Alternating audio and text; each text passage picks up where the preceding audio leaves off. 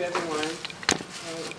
So, of course, I'm talking on zombies. That tends to be my topic of late. And every scholar working on zombies has different criteria for evaluating what kind of a zombie film it is. Even if it is a zombie film, there are little fights amongst us about, oh, this really isn't, this really is.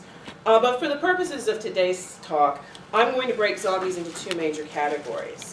And the first of these is something I call voodoo-style zombies. And these were their most popular in U.S. film from 1932 to roughly 1968. And these zombies were born out of supposedly true stories that were coming out of Haiti, that voodoo adherents could raise the dead from the grave to work as slaves in plantation fields. And these, for instance, are illustrations from the 1929 book, The Magic Island by adventurer William Seabrook. Seabrook had lived in Haiti for several years, had befriended a local voodoo priestess, and after much plotting and begging and cajoling her, got her to take him to see these supposedly real creatures, the zombies. And he was so impressed by the story of the zombies and this meeting with supposedly real-life zombies that he kept an entire chapter of his book devoted just to these creatures. And this is actually what is credited with bringing the zombie into U.S. popular culture in 1929. Now, as they were quickly interpreted in U.S. film, voodoo-style zombies might or might not be dead people resurrected from the grave. Often, they were simply just people who were hypnotized or put under a spell or made to appear as dead. However, there was always an identifiable cause for zombification in these texts. And this was usually a magic spell, some sort of potion, even sometimes a hypnotizing machine of sorts. But it was always mind control, and one could always identify how these zombies were being produced. And to this end, these zombies were under the control of a zombie master. And originally, this master had some sort of tie to voodoo.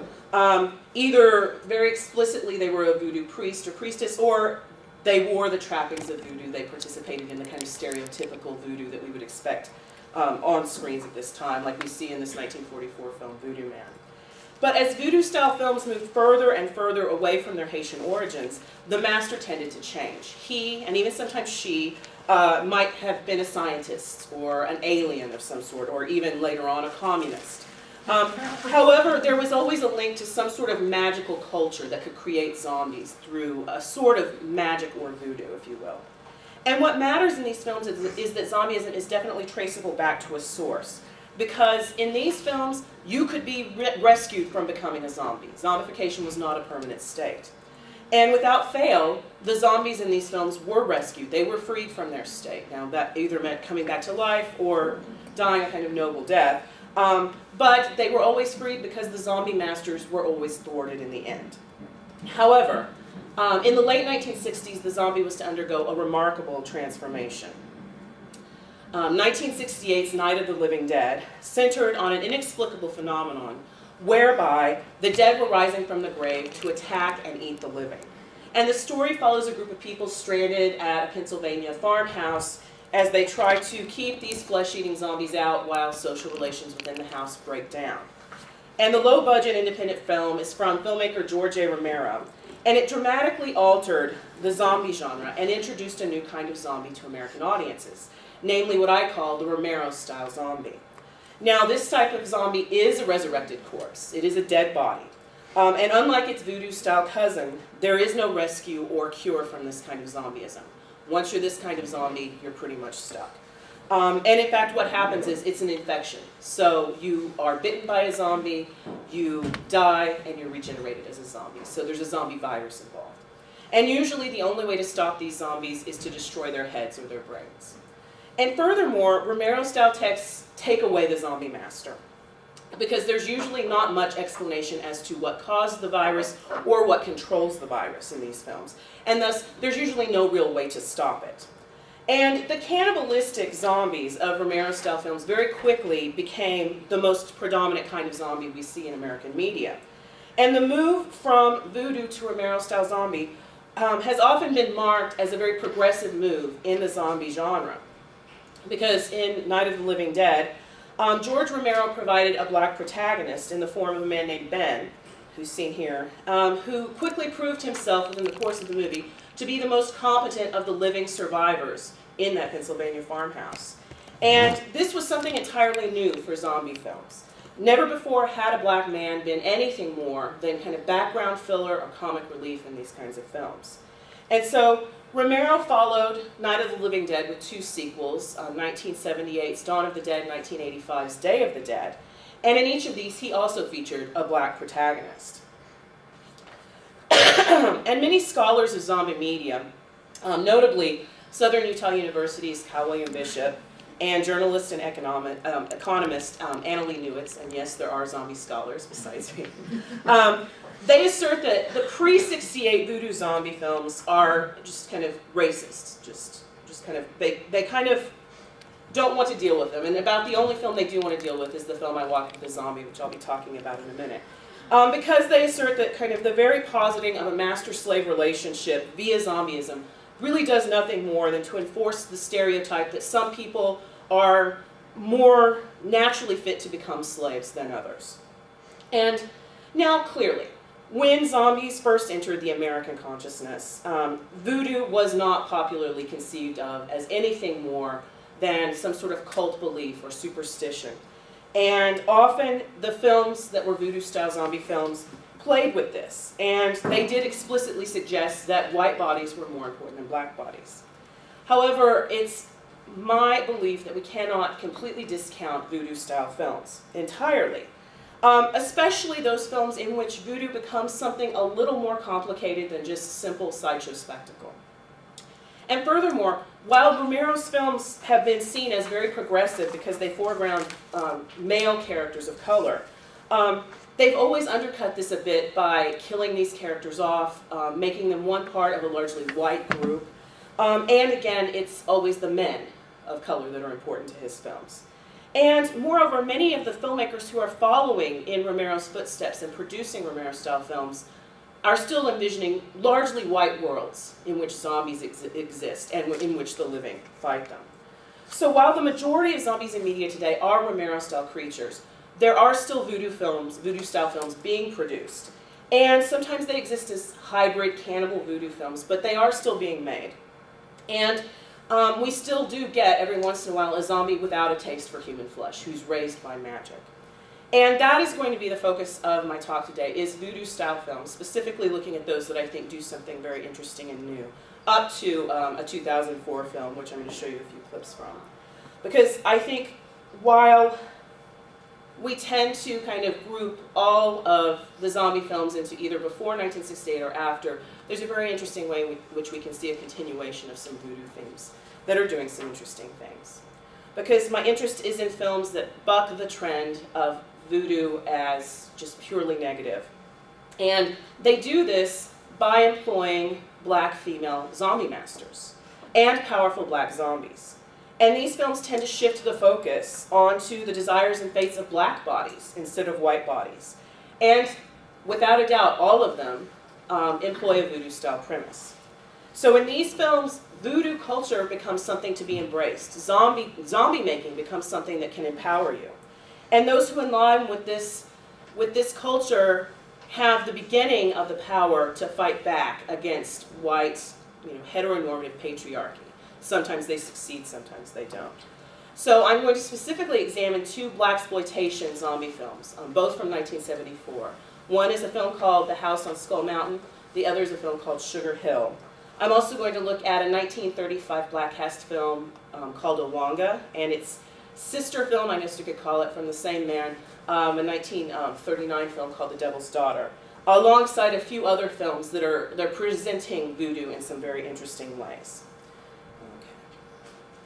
So, in voodoo-style zombie films, the processes of zombification are rarely endangering the physical body.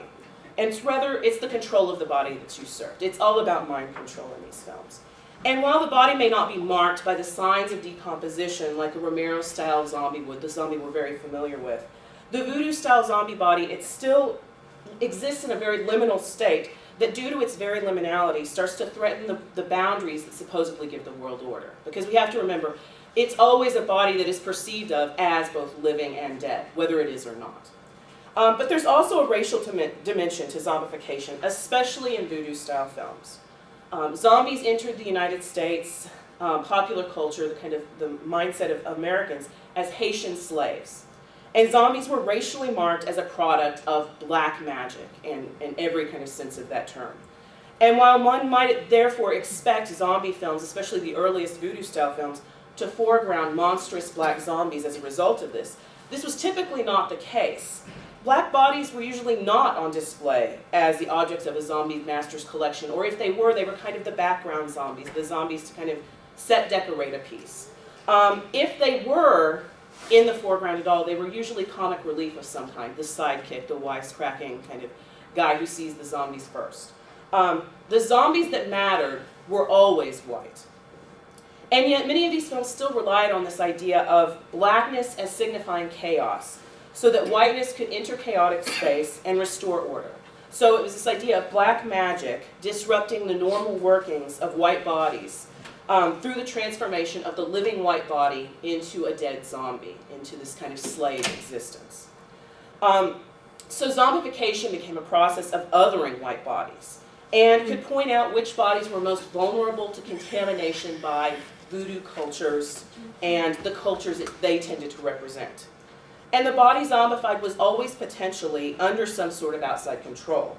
And this threatens what we might consider the fixed points of its identity, which are its livingness and its whiteness. And as such, the featured zombified bodies in most voodoo-style films serve to pose a double threat to the status quo and normalcy.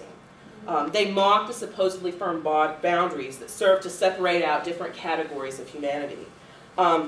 But they also call individual self-determination into question. And there's a political dimension to this. Because while in one sense becoming a zombie could be read as an attempt to kind of abandon oneself completely to dominant systems. You stop thinking, you become a cog in the machine, you do your work, you never complain. Read in a different light, to become a zombie was also to give in to certain perverse, non-normative desires.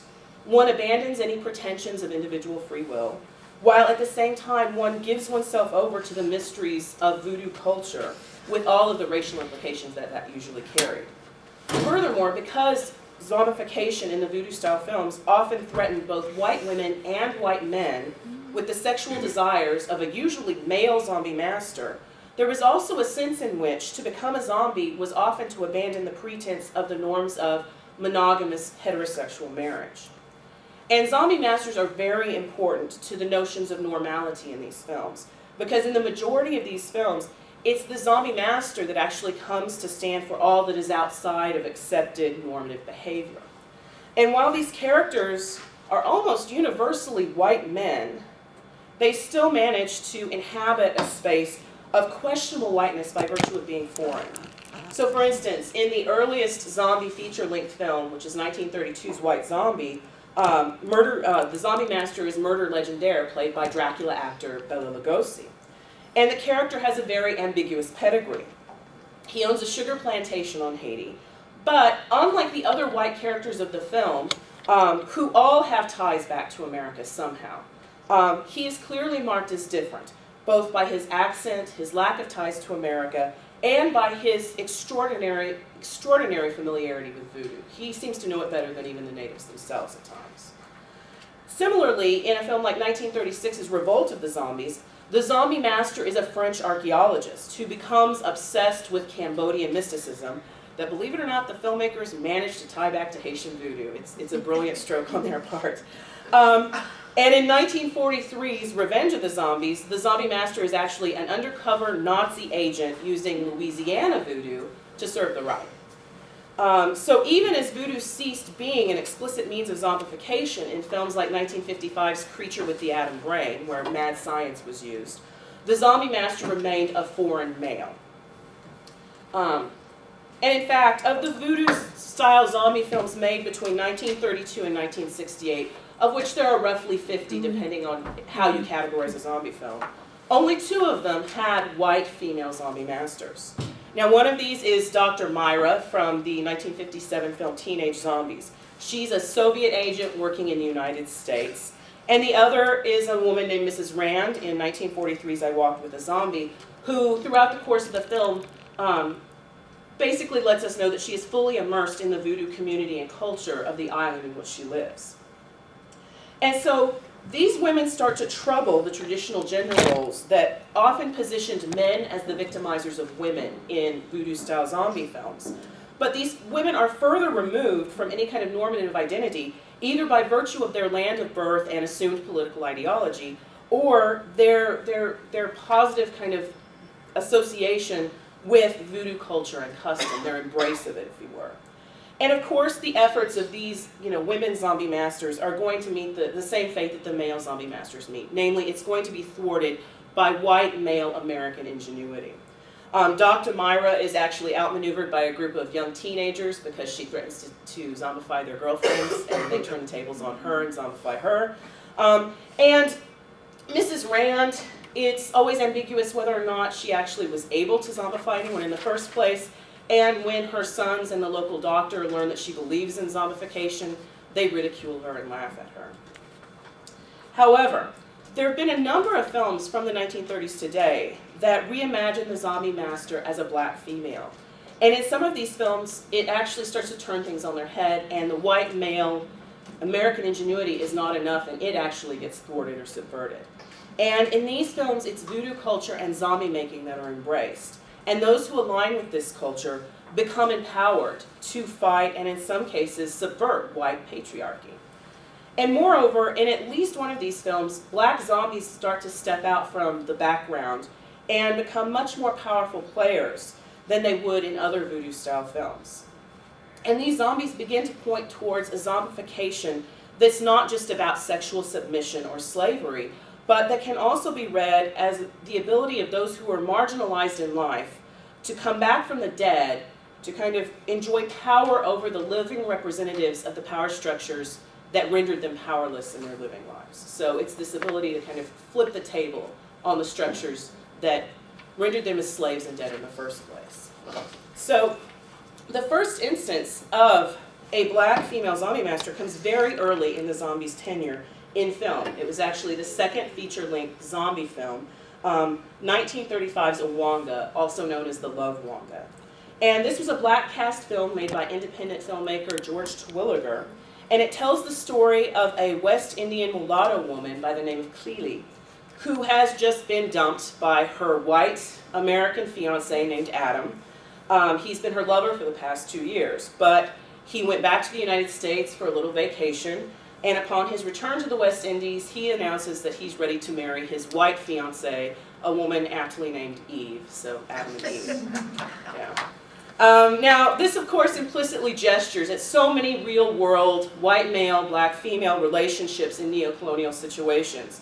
And it's only underlined when Adam tells Cleely, quote, "You were wonderful during those 2 lonely years, and I loved you immensely, but you belong with your own kind."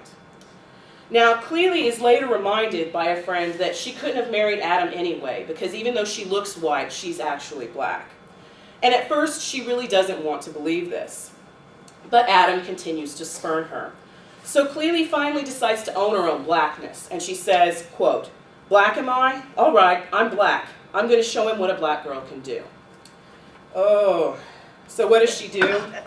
Well, she raises 2 zombies. Her father is a very important voodoo priestess. She uses her knowledge of voodoo to raise these 2 zombies to abduct Eve.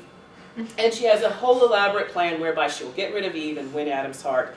And of course, things soon fall apart as Adam learns of this and tries to thwart her, and Cleely actually inadvertently causes her own death.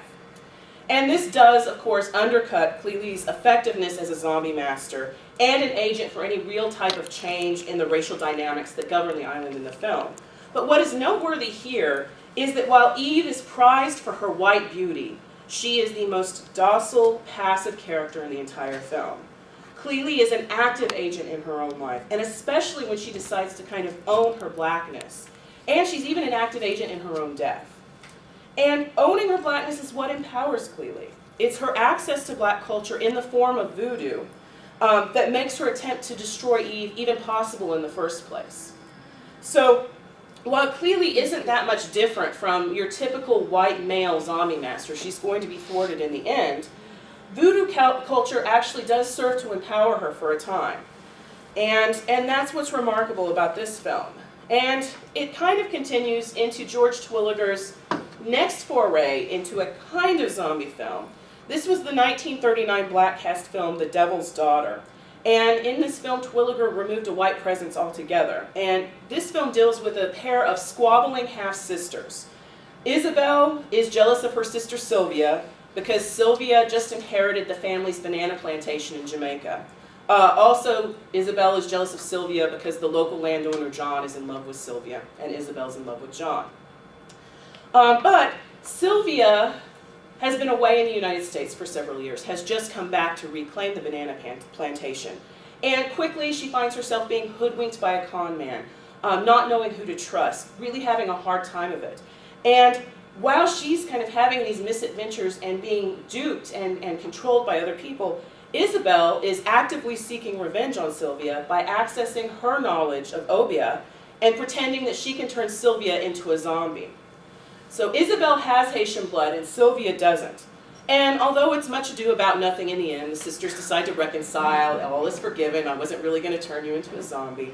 It's the woman with the stronger roots in West Indian culture that has much more power in the film, especially over a woman who has been gone so long, quote, she doesn't understand the people around here anymore. So again, it's this connection to a culture of voodoo that becomes empowering in this film. And while in many films of the voodoo style, one can certainly read blackness as aligned with the agents of villainy and evil, this film starts to suggest a reappraisal. Like, there wasn't really an evilness to Isabel. She was simply kind of acting out of her own desires. And once she stopped and thought about it, she decided blood was thicker than water, or at least thicker than the banana plantation, I guess. And access to non-white culture in these films explicitly, but even in other films implicitly, means access to power structures that exist outside of dominant systems of power in neocolonial situations. And this is even apparent in films that don't have black female zombie masters. So for instance, if we go back to 1943's I Walked with a Zombie, Nurse Betsy is the protagonist of the film, and she's put in charge of the health of a woman named Jessica Holland, who may be in a coma or may be zombified, we're never quite sure. Now, frustrated that the local white doctor hasn't been able to do anything to help Jessica, Nurse Betty tells the local maid, well, sometimes doctors they can't do everything. And the maid responds, quote, well, doctors that are people can't cure everything. There are other doctors, yes, other doctors, better doctors at the Home Fort. And the Home Fort is the center for voodoo practice on the island. Now, while this film is ambiguous as to the degree to which voodoo is either responsible for Jessica's zombified state or her eventual release from it, in the film, there's a sense in which Native institutions are put on at least par with white institutions, because Nurse Betsy takes this advice and actually goes to the Home Fort to seek a cure for Jessica. And so there is a sense in which, well, if the white medicine won't work, I will turn to this alternative. And there is a sense of dissatisfaction with the efficiency of institutions like Western medicine, made very clear in the film. Now, the 1957 film, Voodoo Island, takes this a step further. In the film, white entrepreneurs are trying to purchase and develop an unnamed South Pacific island where they plan to build a luxury hotel for the rich. However, the first expedition to survey the island has completely disappeared, save for one man who has come back from the island zombified. And the developers want to know what has happened to him, so of course they decide to mount a second expedition to send and find out what happened. And soon there are rumors swirling about vicious natives and malicious witchcraft. And what the second expedition discovers is, yes, there are natives on the island who are none too happy with the encroachment that is happening. And the natives have a spokesman who relates the story of how his people have been forced to move from island to island throughout their history. As he says, as your world moved in, it crushed ours. And he and his fellow natives decide to use the island's cannibalistic plants and voodoo as weapons against this encroachment. And they promise to continue zombifying expedition crews as long as they keep being sent.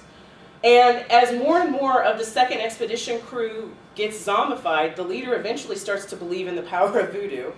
and decides he's going to leave the island, and he promises never to return and to stop development on the island. And so there's a way in which the natives are able to hold their ground both literally and figuratively here through the use of voodoo.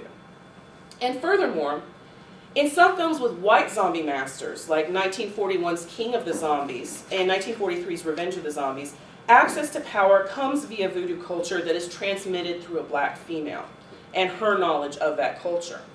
So for instance, in King of the Zombies, we have a man named Dr. Sangre who has to rely on his maid, Tahama, here in her full kind of voodoo dress for a ceremony, her knowledge of voodoo to try to gain insight into how to get U.S. military secrets via zombieism, trying to zombify U.S. military personnel.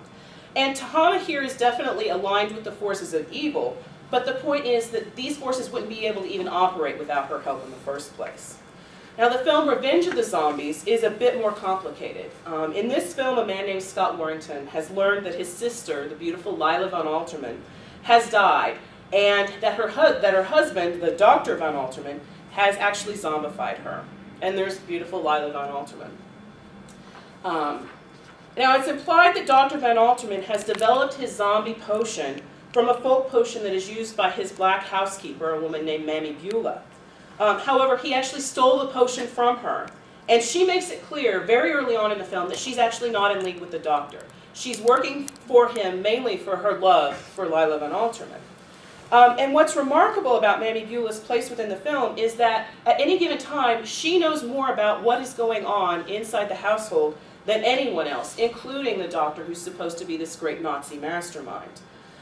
So what happens is the zombified Lila disappears. And Mammy Beulah becomes the only person who knows why this zombie has disappeared and how to find the zombie. And as she speaks about Dr. von Alterman's relationship with his zombies, she says, quote, "Always he tells them what to do and they do it, but not Miss Lila. She goes her own way, living or dead." But Mammy Beulah knows the voodoo call that will bring Miss Lila to see her brother. And Mammy Beulah's power within the household becomes one that both the good guys and the bad guys can rely on to fortify their own positions. But it wouldn't be possible in the first place if she didn't have a close connection to voodoo culture and an embrace of it.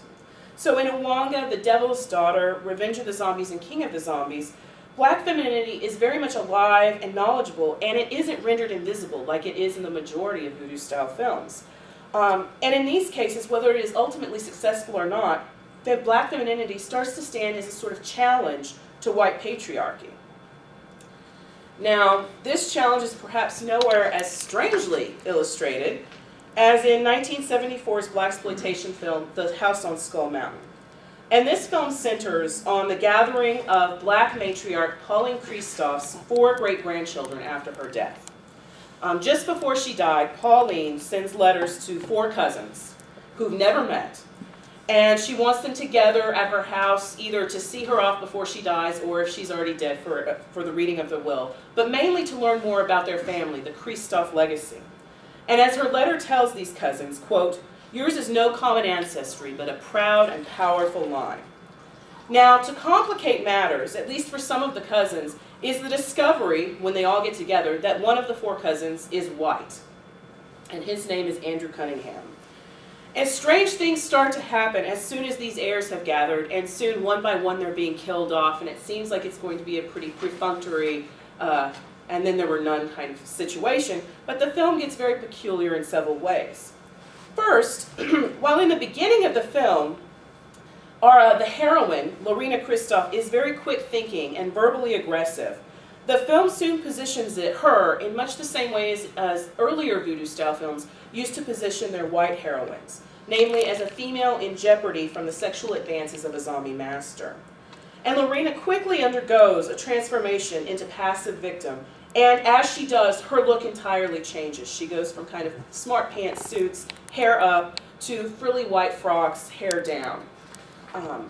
And then, of course, it is up to Cousin Andrew, our kind of titular white hero, to act in the role traditionally given to young white males in earlier voodoo-style films. He becomes her savior, her rescuer, if you will.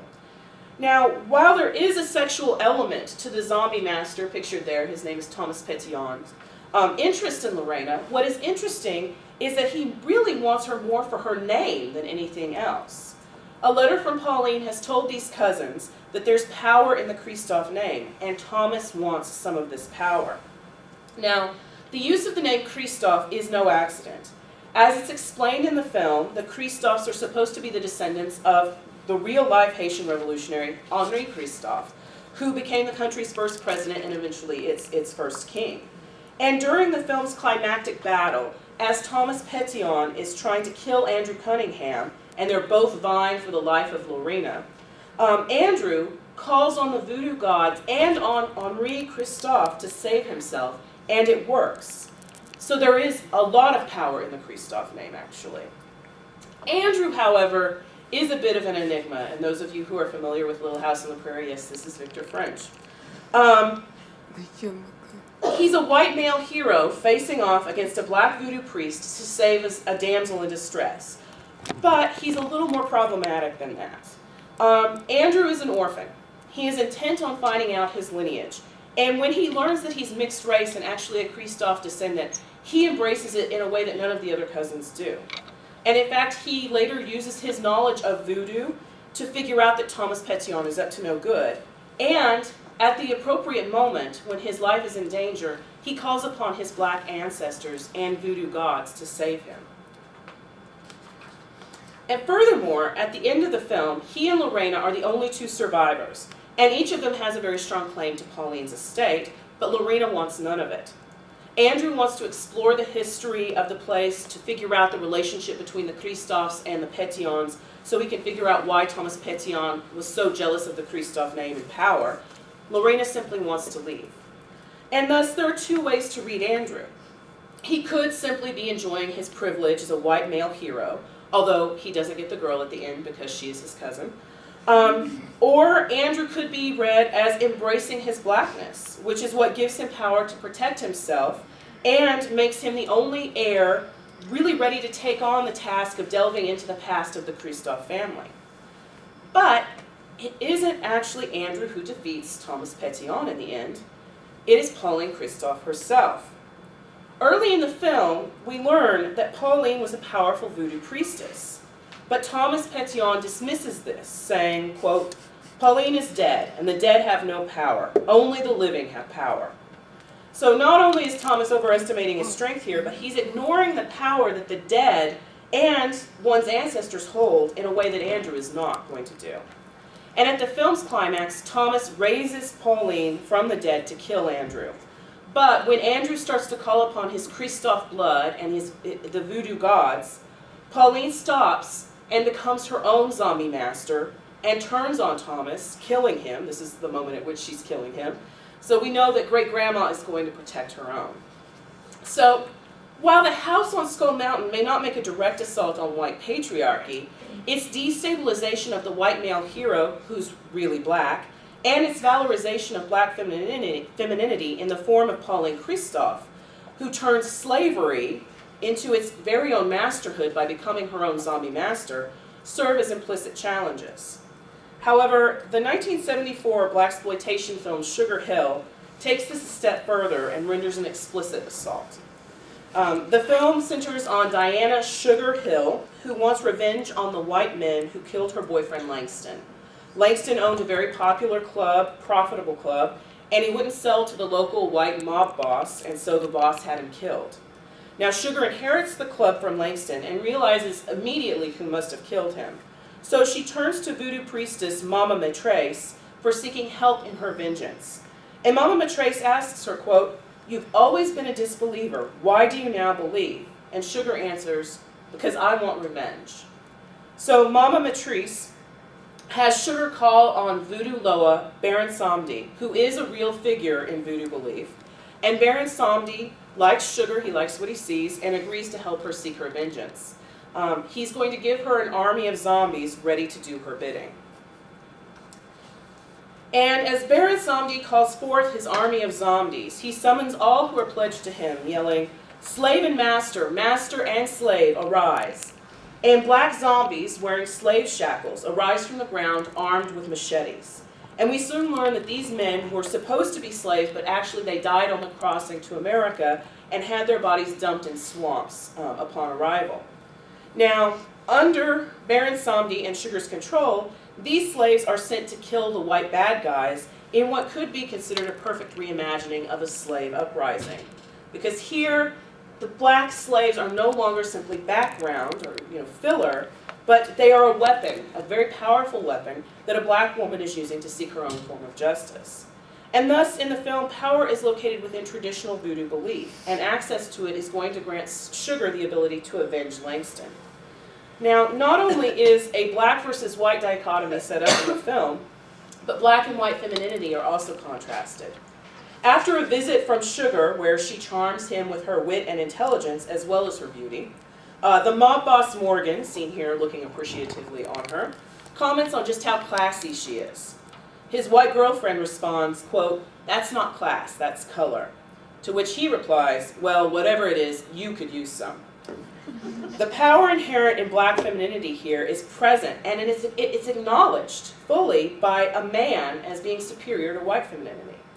But black femininity is not only superior to white femininity here, it also has the ability to seek justice outside of the law, which is shown to be completely ineffectual and plotting. There's a policeman named Valentine who's been assigned the case of Langston's murder, and he seems to suspect who killed Langston, and he also seems to suspect that Sugar may actually be behind the killings of Morgan's crew as they die one by one, but he can't prove it. And in fact, he spends most of the film just telling Sugar to be careful and to watch her step, and that he may be onto her. So as a policeman, he's always one step behind. Sugar, however, is completely ahead of the game. She can pretend to be interested in Morgan's offer to buy Langston's club from her, while at the same time she is methodically killing off his men one by one. And as they are killed, Morgan's men turn into zombies who serve Sugar. Thus, as the film reaches its climax and Morgan faces Sugar out near the swamps where the zombies were raised, Sugar knows she has the upper hand. She doesn't have any question. And she declares, quote, "There's nothing you can do. I have the power to destroy you." And she does. Morgan knows this, and he runs away from her screaming, only to find himself falling into the swamp and sinking to his death because Sugar will stand there and not save him. So here, black femininity is both attractive and destructive, and it represents a true counter to white patriarchy. Now, the ultra low budget, and I should say really ultra low budget. Film Zombie Nation from 2004 also shows this to be the case. Now, this film centers on a psychotic policeman who has been murdering a series of white women. He's been hiding behind the badge. Other policemen suspect that he may be doing this. And a group of black female priestesses raise these white women who've been victimized by this man from the grave and guide them through their lives as zombies. And they even help them seek revenge on their killer, this white policeman. And I'm going to show you a clip from the film in which the zombies realize that they need to start paying attention to what these black priestesses are saying. And these black priestesses are actually going to give them access to the police precinct where this man has been working and, I guess you could say, hiding out. But again, remember ultra low budget. I think that's the name of the game here. You've come back from the dead, but not really. You've been given a new chance, but only in a very, how shall we say, restricted reality. Does that mean we'll never be accepted by the people we once knew? Our friends and family? I don't think they could handle it. And you shouldn't blame them either. It's just too much for them. Then maybe it's better to never go to the places we once did. But start all over again. Yes. We must meet new people that will accept us the way we are now and not the way we were then. Exactly. That will be your main challenge. Now to the task that lies ahead. I'm sure you all know that revenge is a terrible thing. However, there are those rare exceptions when it becomes absolutely necessary. This is one of those occasions. No, I don't know. I'm supposed to have some candidates coming in this afternoon. Oh, this might be the number. Hi, are you here to, in response to fill the jobs at the 707? Jobs. Yes, that's it. You're here for the jobs, right? Right, exactly. Really? All right, ladies, follow me.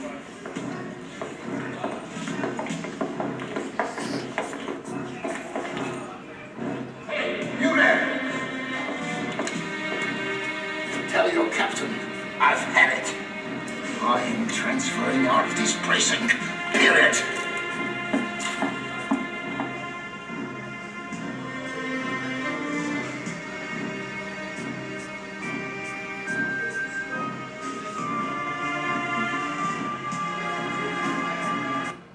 So now they've found the man who killed him, and they are going to hunt him down and kill him in a most unpleasant way. But what happens is when these zombies, start listening to their kind of guidance counselors, I guess, their zombie masters. Once they start wholeheartedly taking their advice, they become empowered not only to hunt down this man. The man who killed them, who kind of rendered them powerless in the first place, but then to take over the once male-dominated police station and kind of turn it into their own thing. And so I'm going to show you a quick clip from the end of the film where they've done just that. Roll call. Officer Rami. Officer Virginia. Officer Susan. Officer Desiree. And Officer Holly. So happy about their new positions as police officers. And with such inappropriate shoes. Oh, let's see if we can get past this.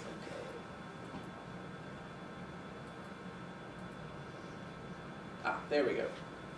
So here we have a film where white zombiness, guided by black femininity, allows those who were once victimized to return to the world of the living and not only seek justice and redress their former lack of power, but also attempt to change the system that rendered them powerless in the first place and help others in their newly empowered state. They say in the film they are going to become guardian angels. And black and white women are here very much working together to take down white patriarchy. And empowerment comes from embracing zombie culture, which is both as zombies and zombie masters. So furthermore, we have an inversion in this film of real-world slave-master relationships that were so often shown in voodoo-style films, because here it's black women serving as masters to white women, and yet they're very benevolent masters, and they are leading these white women to a place of empowerment and fulfillment as zombies. So with Romero-style films, the links to voodoo culture, be they envisioned as positive or negative, are practically non-existent. Zombieism is the result of an infection, and the causes of that are rarely supernatural in nature. And zombies are usually not grounded in a particular culture like voodoo culture. Furthermore, with the films of George Romero himself, notably Night of the Living Dead, Dawn of the Dead, Day of the Dead, many scholars have noticed a turn in racial depictions in zombie films with the introduction of the black protagonists, like I noted earlier. And indeed, having a strong black male presence is something of a strong departure from the majority of earlier voodoo-style texts that focused on white male heroics and made black men into either background or comic relief.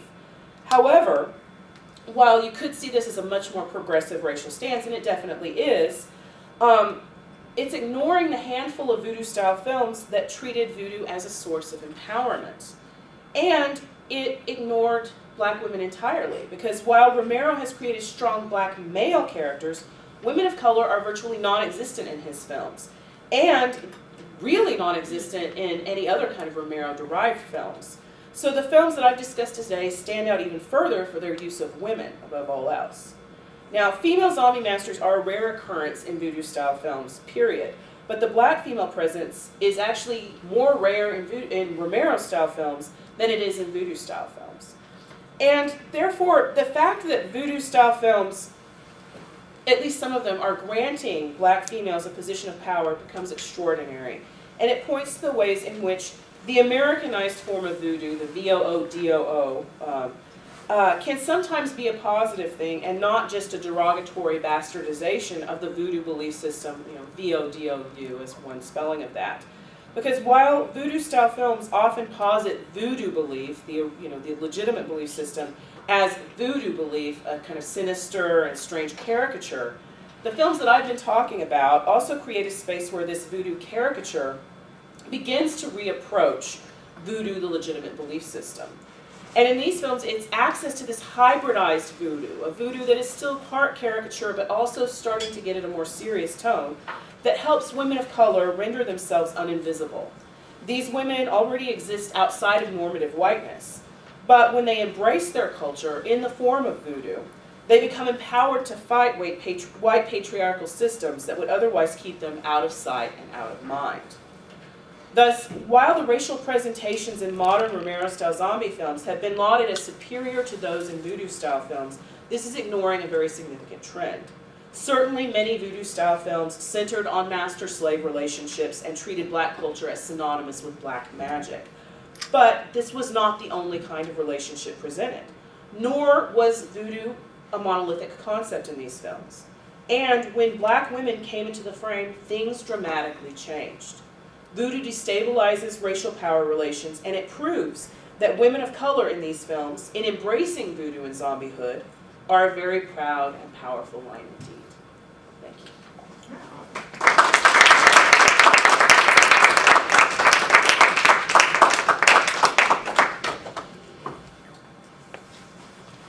Questions, comments?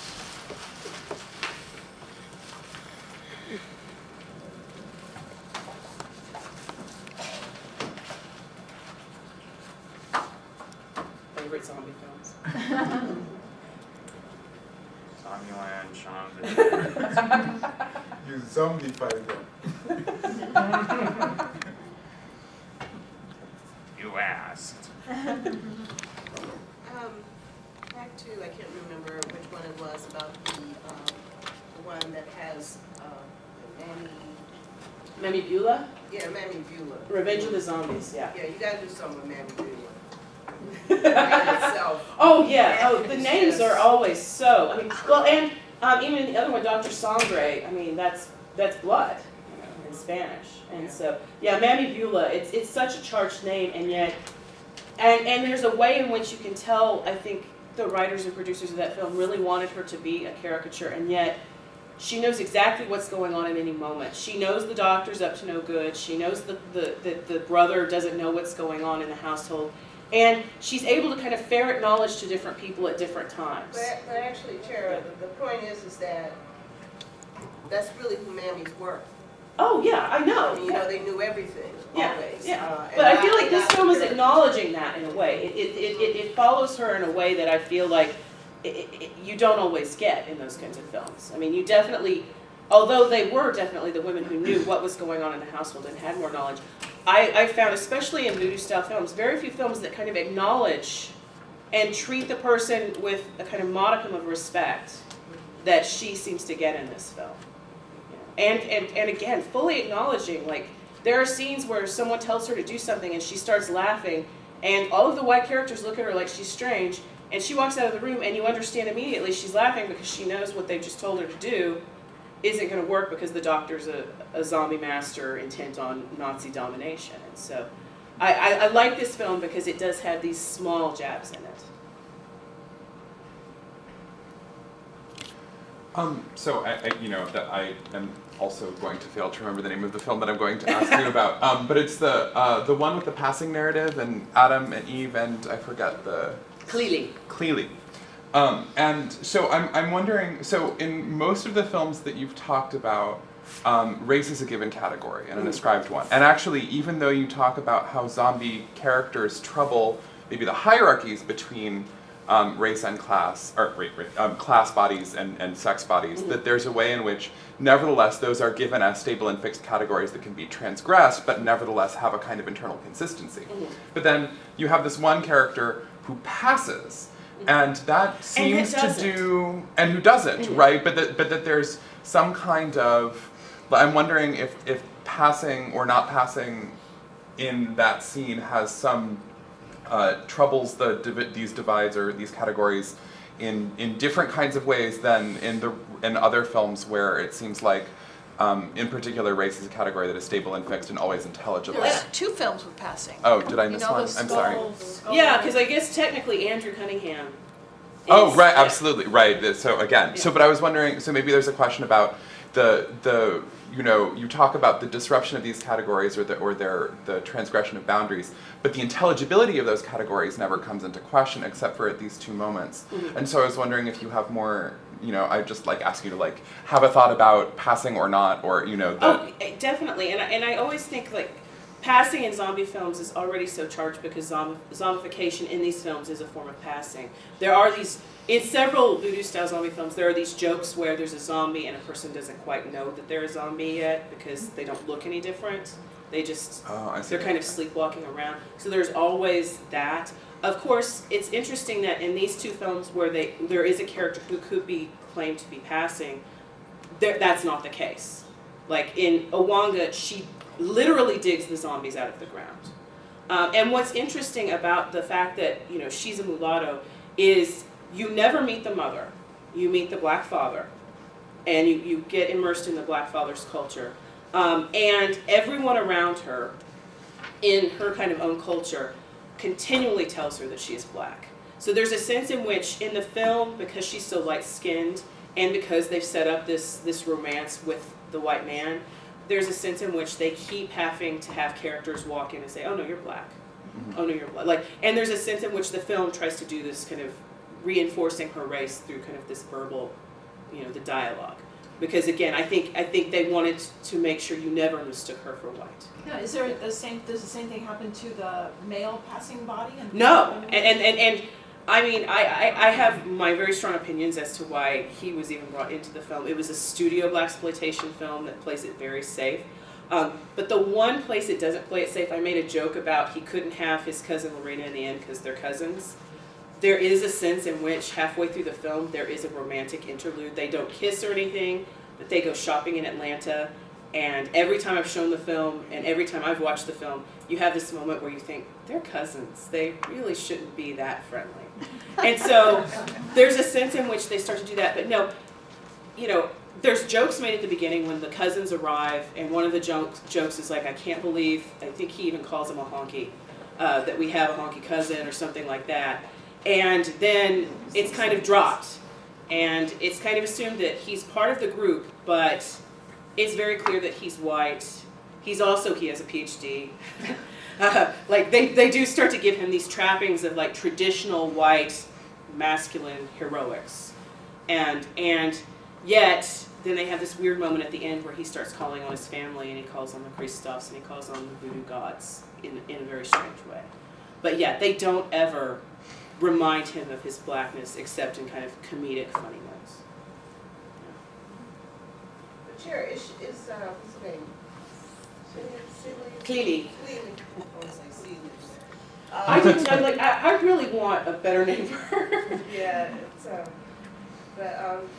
is she actually passing, or is she trying to? I haven't seen. No.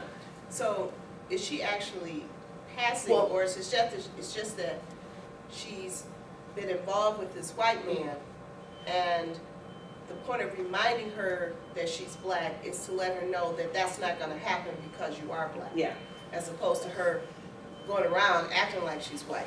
There are lines in the film that make it seem like she could pass if she weren't on this particular island. But that's it. Everyone on the island, and again, it's all these people she grew up with. Right. They're like, no, we know you're black. Again, we know you're black, and it's almost this thing of again, you keep forgetting who you are and what your place is in this world. We know, and we're here to remind you. And it's a sense of you had your dalliance with this guy, you're never going to get him. But she seems to be in that mindset of, if I could just get him, if I could just get off this island, then it would be okay, in those kinds of terms. So it's not passing in the sense of she's not able to live her everyday life though. Yeah, she's living as a black person. Oh yeah. Yeah. Just had a question about, you said the slave ship kept the dead slaves on the ship until they're almost ashore. Yeah. Just like that's not really accurate. I found that weird. I think it was to set up having It's a these set up spectacular black slave bodies come up out of these swamps. Okay. Yeah, yeah. The film, I mean, a lot of these films, what I find, the films that tend to get more respectful of voodoo still tend to screw up really large portions of history or things like that. But like they get something right. Like Baron Samedi is a real figure. And so they get the one thing right, they mess up the other three, those kinds of Yeah, man, most people don't know black history anyway. Oh yeah. So like I was shocked when I saw House on Skull Mountain and they actually referenced Henri Christophe and got it right. Yeah, that's it. Yeah, that's really interesting. Yeah, and my jaw just hit the floor because I was like, I expected them to get at least some part of that wrong, and they got his history spot on. As you've been discussing this, you've talked about studio films, you've talked about blaxploitation films, you've talked about independent films. What is the effect of both the commercial structure in which these are produced, as well as the different audiences they're catering to? Do you see different lineups? Oh, yeah. I mean, it's interesting. I taught a class on zombies last semester, and I showed Sugar Hill and House on Skull Mountain back to back. And, you know, both blaxploitation films, both coming out in the heyday, that early kind of, well, at the end of the heyday of the blaxploitation movement. And what was interesting was one was definitely a studio film, one was definitely more of an independent. And the students, one by one, were like, well, of course, the one with the white hero is the studio film. You know, it also, it didn't really push the boundaries. It pushed them much more subtly, I think. And they found it a much less, I hate to use the word pleasurable experience, but in terms of the racial politics we were talking about, they found it much more fraught with problems, and Sugar Hill seemed very straightforward. It was able to do things like, I mean, she has zombies kill white guys in some really disturbing ways. Throwing them to be fed by the pigs, you know, like I mean, these are some, you know, they don't pull any punches. And so there was a sense in which you could tell, like, it could take its politics a little further, it could jab a little harder. But then again, I mean, it has its problematics too. Sugar is, most of the time her hair is relaxed, she's very kind of pretty, she's a fashion photographer, so there's the ubiquitous kind of, I've got to shoot women in the bikinis for a magazine spread kind of shoot. And then when she becomes empowered, it's the fro with the outfit. And so that could be read several different ways. She's a sexualized object, and when she gets powerful, then it changes, those kinds of things. In the low budget films, what I found is like Zombie Nation, the really bad, those two clips are probably all you would ever want to see of that film. So yeah. There's a sense in which he was able to play with ideas more, and he could get away with having zombies that they can eat people if they want to, but they're actually instructed to eat cheeseburgers as their diet. And he can play with that because it was an ultra low budget film with really bad actors. And there's a sense of freedom, I think, in that, because it was technically released, but it went almost directly to video. So there weren't huge expectations for it, so I feel like he felt like he had a little more freedom to kind of do wacky things like that in that film.